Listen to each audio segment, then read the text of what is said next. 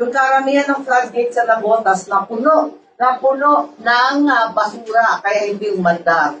At pag nakita natin dyan sa Kamanaba, ganun din, puros basura. Kaya kailangan matuto tayo, no? Ibalik natin yung mga MFR na hindi naman natupad. Marami tayong mga box-box dyan sa bawat munisipyo, sa bawat syudad, hindi naman nagagamit. At dapat maging responsable tayo sa sarili nating basura. At siguro, yung mga tabing ilog at tabing dagat, sa mga baybay, double ingat pag waterway. Ginagawa kasi natin basurahan lahat ng open na waterways eh. Yan ang problema.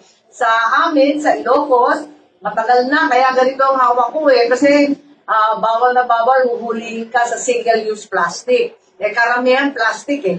Diba? Kaya nababarat.